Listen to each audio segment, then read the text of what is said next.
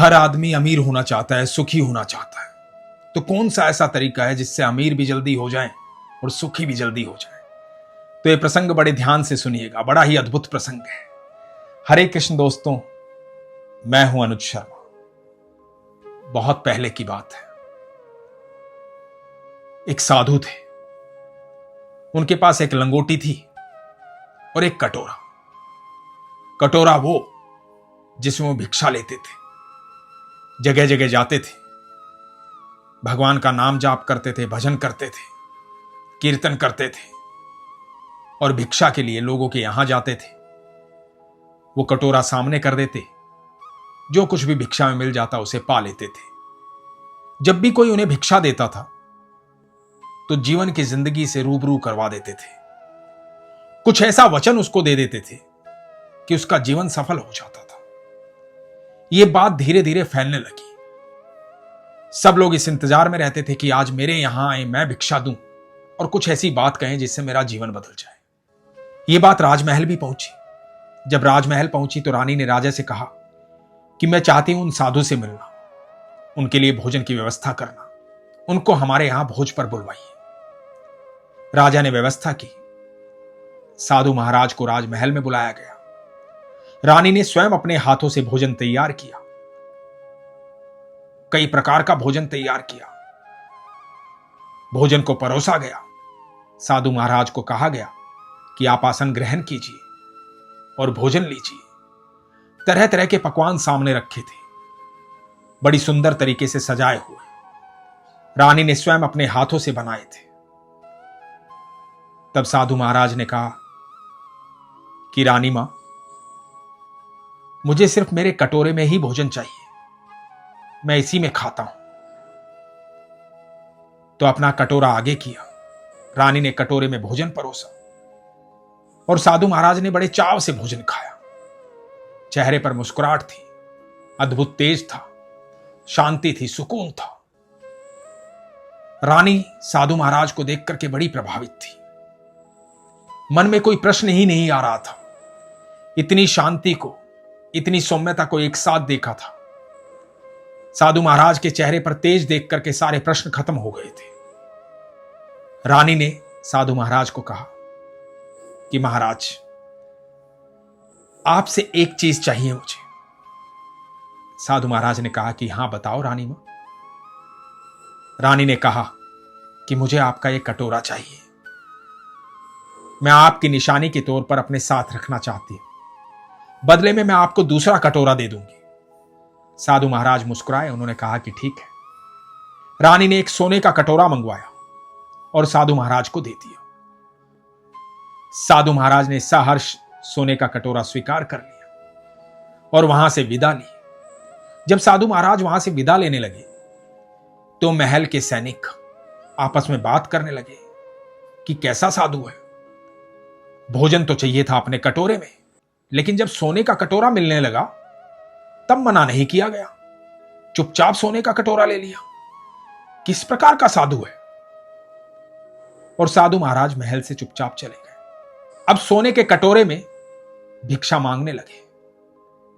लोग तो उनसे परिचित थे, वो बड़े प्रसिद्ध थे। लोगों को पता था कि रानी ने साधु महाराज को सोने का कटोरा दिया है। धीरे धीरे बात और फैलने लगी कि एक साधु ऐसा है जो सोने के कटोरे में भिक्षा मांगता है। यह खबर पहुंची नगर के चोर तक। चोर ने सोचा कि सोने का कटोरा, साधु महाराज उसमें भिक्षा मांगते हैं, तो ये सोने का कटोरा तो हथियाना पड़ेगा। साधु महाराज को ढूंढा। दिन भर साधु महाराज के पीछे पीछे चलता रहा ताकि साधु महाराज को पता ना लगे कि कोई पीछे लगा हुआ है, इसलिए छुप छुपा कर चलता रहा। सूरज ढल गया। साधु महाराज भिक्षा लेकर के अपनी कुटिया में पहुंचे। चोर कुटिया के बाहर छिप गया। इंतजार करने लगा कि कब साधु बाबा सो जाएंगे, कब ये कटोरा चुरा लूंगा। कुटिया के बाहर बैठा इंतजार कर रहा था छुप करके। इधर अंदर साधु महाराज भिक्षा में जो भोजन लाए थे, अपने कटोरे में वो भोजन पा रहे थे। भोजन पाने के बाद उन्होंने उस सोने के कटोरे को कुटिया से बाहर फेंक दिया। कटोरा आकर के गिरा चोर के पैरों में। चोर बड़ा हैरान हुआ। चोर ने सोचा कि सोने का कटोरा साधु बाबा ने बाहर फेंक दिया। इसका मतलब सोने का कटोरा इनके लिए कोई मायने नहीं रखता। इनके पास कुछ और ऐसा है जो इससे भी महंगा है, इससे भी बेशकीमती है। ऐसा क्या है, ये तो जानना पड़ेगा। बिना सोचे समझे चोर ने सोने का कटोरा वहीं पे फेंका और कुटिया के अंदर चला गया। कुटिया के अंदर गया तो साधु महाराज ने देखा। साधु महाराज मुस्कुराए। साधु महाराज ने कहा कि बोलो, क्या हुआ बताओ। चोर ने कहा, महाराज एक बात जानना चाहता हूं। मैं तो एक चोर हूं। सोना बेशकीमती होता है। सुबह से आपके पीछे लगा हुआ था कि आपका सोने का कटोरा चुराना है, लेकिन आपने तो सोने का कटोरा बड़े साधारण तरीके से बाहर फेंक दिया। आपने सोने का कटोरा बाहर क्यों फेंक दिया? साधु महाराज मुस्कुराए। साधु महाराज ने कहा कि यदि मैं उसे बाहर नहीं फेंकता तो तुम भीतर नहीं आते। चोर की कुछ समझ में नहीं आया।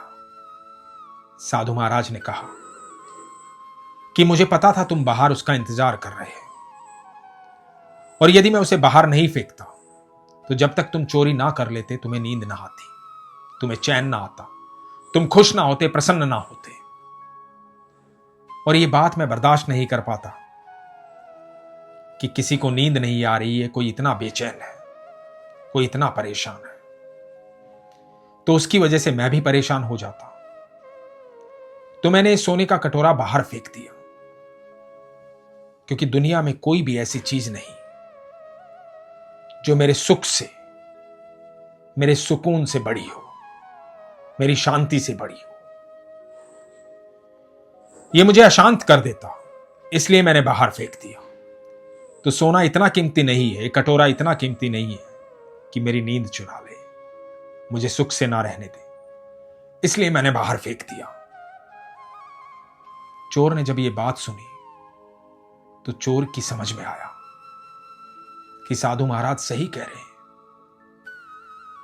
मैं तो रोज चोरी करता हूं, फिर अगले दिन की चिंता करता हूं, फिर चोरी कर कर लाता हूं, महंगी महंगी चीजें चोरी करता हूं, लेकिन मन अशांत रहता है, मन में शांति नहीं रहती, चिंता लगी रहती है, डर लगा रहता है, भय लगा रहता है कि कहीं चोरी करते हुए पकड़ा गया तो, कहीं किसी ने देख लिया तो, कहीं इस चोरी किए हुए सामान का उपयोग ना कर पाया तो, अगले दिन किसके यहां चोरी करनी है, कैसे चोरी करनी है, सारा दिन इस उधेड़ बुन में लगा रहता हूं, चैन की नींद नहीं सो पाता हूं, आराम से बैठ करके भोजन नहीं कर पाता हूं, जीवन में सुख नहीं है, शांति नहीं है, सिर्फ दुख है, चिंता है। दोस्तों, हमारे जीवन में भी बहुत सारी ऐसी बातें हैं जो हमें सुख से सोने नहीं देती, आराम से रहने नहीं देती, भोजन नहीं करने देती।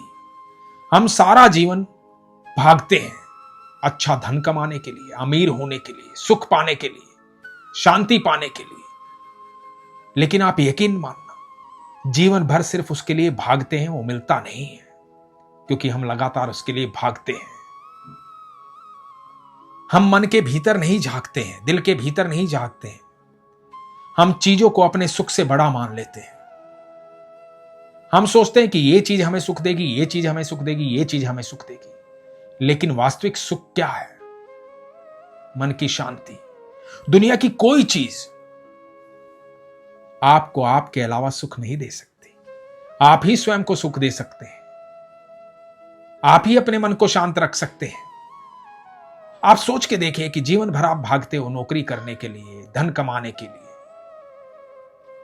पर्याप्त जो होता है उस पर हमेशा शंका रहती है, और प्राप्त करना चाहते हो, जबकि प्राप्त ही पर्याप्त है, लेकिन और चाहिए, और चाहिए, और चाहिए। उस पर्याप्त की तरफ कभी नजर नहीं जाती। यदि उस पर्याप्त की तरफ नजर जाती तो जीवन में सुख होता। कभी आराम से ध्यान से बैठ करके सोचिएगा कि अंतिम भोजन कब किया था। कहने को तो कल रात्रि में किया होगा, आज सुबह किया होगा, अभी दोपहर में किया होगा, लेकिन क्या सच में अंतिम भोजन किया था? ये क्या उतना सुकून प्राप्त हुआ था भोजन करने के बाद, जो भोजन करने के बाद प्राप्त होना चाहिए? तो आपको याद आएगा कि पूरे जीवन काल में आप 1 या 2 बार ही सोए होंगे, 2 या 3 बार ही आपने आराम से बैठ करके भोजन किया होगा, जिसका स्वाद आपको आया होगा, जिससे आपको संतुष्टि प्राप्त हुई होगी। दोस्तों, ज्यादा भागिए मत, तोड़िए मत। ईश्वर का दिया हुआ अद्भुत सफर है जीवन। इस सफर का आनंद लीजिए, खुश रहिए, प्रसन्न रहिए। इस सफर के बीच में रह करके अपने आप खुश रहिए और दूसरों को खुश रखिए, आनंद में रहिए। यहां से कुछ लेकर नहीं जा सकते हैं, यदि लेकर जा सकते हैं तो सुकून। मैं हमेशा कहता हूं, जब जीवन की अंतिम सांस आए तो चेहरे पर सुकून होना चाहिए कि हमने सफर को बड़े आनंद पूर्वक समाप्त किया है, अब ईश्वर की बाहों में जा रहे हैं। इसलिए प्रभु का नाम भजिए, सकारात्मक ऊर्जा को भीतर रहने दीजिए जो नाम जाप से आएगी। लगातार नाम जाप कीजिए और जितना प्राप्त हो रहा है उसे पर्याप्त समझिए, उसमें आनंद लीजिए। ज्यादा भागिए मत, लक्ष्य बनाइए, सोचिए कि मुझे ये प्राप्त करना है। सुकून से, शांति से, मन की शांति से हर चीज को प्राप्त कीजिए। जब मन शांत रहेगा तो सब कुछ स्पष्ट नजर आएगा। हम सब जानते हैं, उबलते पानी में कभी अपनी परछाई नहीं देख सकते हम, लेकिन मन शांत रहेगा, जब पानी शांत रहेगा तो हम परछाई भी स्पष्ट रूप से देख पाएंगे। जब मन शांत रहेगा तो जीवन का लक्ष्य भी स्पष्ट तरीके से दिखाई देगा और लक्ष्य बड़े साधारण तरीके से प्राप्त होगा।